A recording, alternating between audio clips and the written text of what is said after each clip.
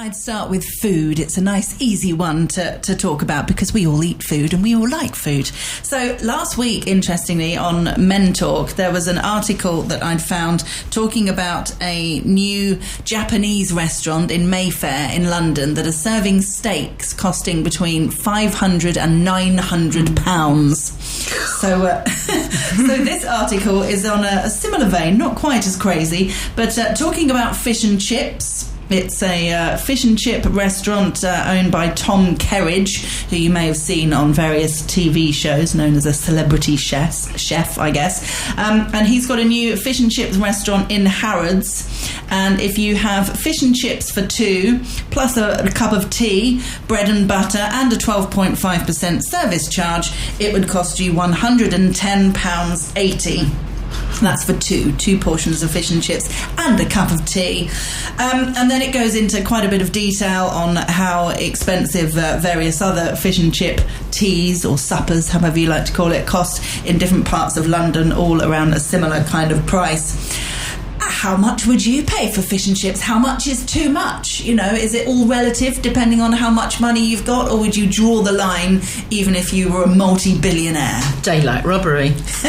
Yeah, I wouldn't pay that. Not even in. All right, you could put a little bit on for being Harrods. Yeah, and you probably get tea in porcelain cup. Yeah, but really, he should know better. He does M&S adverts on the telly. Yeah, he should, and he's very good on his dietary advice and all that. But that much money for fish and chips, really? It is a bit of a joke, and it shows you a picture as well. It's all kind of gourmet style. You know, it's one piece of fish that's battered, then it's got a little that looks like bone china with the chips in, that looks like it's got 1, 2, 3, 4, about 8 chips in it, I reckon, and half a slice of is that tartar sauce possibly? No mushy peas. Yeah. No mushy peas. I'd pay for mushy peas. I think it really depends where you are. So if I was in Spain, I'd be prepared to pay a bit more for fish and chips than in the UK, but definitely not anywhere near that price. No. I'm more of a quantity versus quality kind of girl, to be honest. Really, you prefer a bigger meal? Absolutely. As opposed to the fine dining. Yes, kind of,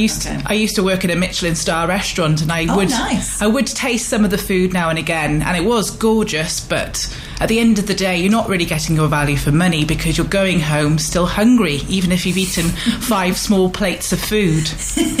Mini morsels. Yeah. I'm going to be honest and say that I disagree. I love this type of dining. Really? Absolutely. It's really, really my thing. I used to be the opposite. I used to be all about the quantity, but now I'm definitely... I do think you can. It's a misconception, I reckon, certainly in my experience, that you go home hungry. Very rarely do I go home hungry, because you can get away with eating less than you think. And it doesn't take much to kind of train your body. You'll know this, Linda, with nutrition. Train your body into eating less. You know, you can your stomach expands or not depending on how much you're used to eating. And if you're used to eating a lot, your stomach gets used to eating a lot. And it doesn't take long to kind of train yourself to eat a little bit less, and then you get full quicker, which is always good. Yeah, no, definitely I agree in that. I mean, for me, I like the experience factor, and so obviously I wouldn't go for fish and chips, and I wouldn't have this in Harrods, but I think the experience of eating something in a beautiful place with like nice music and stuff. I used to go to like Claridge's and have the afternoon teas and have all that kind of like, okay, it is expensive for what it is, but it's just nice, the actual atmosphere and the experience. Of course. It's something that you only do every now and again. Yeah, you don't do it every week. Special treat. Yeah. No, fine dining is nice in its place, but fish and chips are fish and chips. Yeah. You know, you can't mess around with fish and chips. No, you're right, actually. It does depend on the type of food, doesn't it? And I suppose there is advantage of having quality food because you have all those different notes that hit you when you eat really nice food and all the different textures and things. So I'm not always about quantity over quality. Sometimes I'm happy with a good plate of food, but like you said, fish and chips are fish and chips. How can you get that much better than just the fish and chip down your local high streets? Yeah. And the point is, the fish and chip down your local high street in the UK is absolutely fabulous. I mean, it's great. Indeed. It's delicious. And it's, I don't know how much it's gone up to now. Is it still under a tenner? We live here. This is where we live. It's I great. completely agree with that sentiment. I often say to my friends, we live here. This is our home. Yeah. And I'm on a mountaintop or by the sea, and I think, wow, isn't this wonderful? But the activity of sort of writing down daily gratitude statements, I'm kind of on the fence with. I have done that before, probably when I was in a more of a darker place in my life.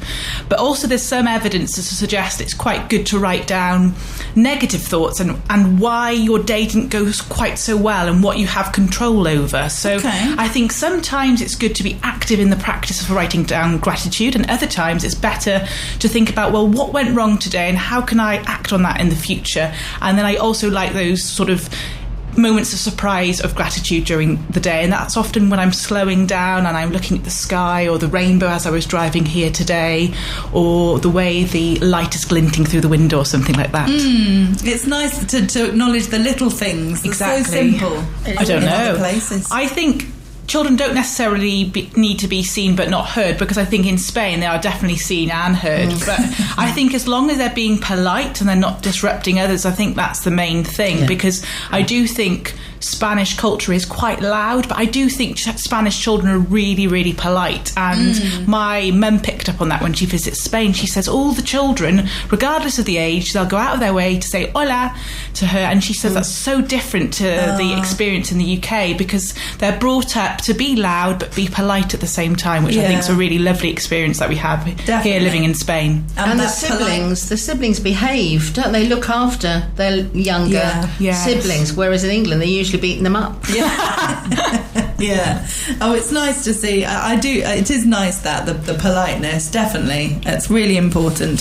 The woman, aged 75, from the northern city of Pavia, had grown weary of having to maintain her sons, 40 and 42, and on several occasions tried to convince them to find a more autonomous living arrangement, especially as each of them had a job, but neither of them wanted to know. The mother was also annoyed that her sons did not contribute to the household expenses or chores, so she took them to court, culminating with the judge sympathising with her plight and issuing an eviction order against the men. Wow. Oh, it does sound a bit like she brought it on herself, though, because she's never taught them how to do anything or asked them to contribute. Absolutely one of the things I was going to say. I remember a friend of mine many years ago used to moan about the fact that her boyfriend never did anything around the house, and that's because she did all the cooking and all the cleaning and absolutely did everything. So he quite quickly thought, well, this is nice. I mothered him a bit. Perhaps, Why do I need? She's obviously quite happy to do it all, and I think it would be easy to get into that kind of, whether you're a partner or a sibling or a son or whatever. If you're with someone that's doing everything, we all like to be waited on and looked after. Thank you very much. So I get it. I think they're used to having everything done for them. Whereas if from a young age she said, well, you have to make your bed before you go to school, you need to wash up, I've made the food, you wash up, you dry, making sure they're doing things, then they will have brought up knowing that they need to contribute to the household. Yeah, no, definitely. I pity their future wives. Yes. I do think Italian culture is very similar to the Spanish culture in the sense that a lot of Spaniards will stay with their parents up until the age of 30 because of the family culture and because of the expenses of property. But the mother should have started earlier with them, getting them to do household chores and even contributing in a monetary way.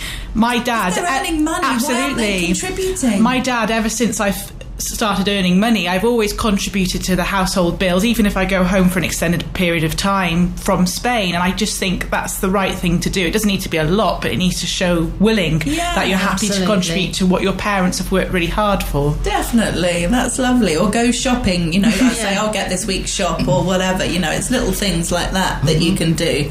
Definitely. It's a bit sad she's had to go to court, really. Isn't it? I didn't think that story would end in that dramaticness. No. I'm glad it's a bit extreme, that one. Yeah, it's a shame, but bless her. She's 75. She wants a life.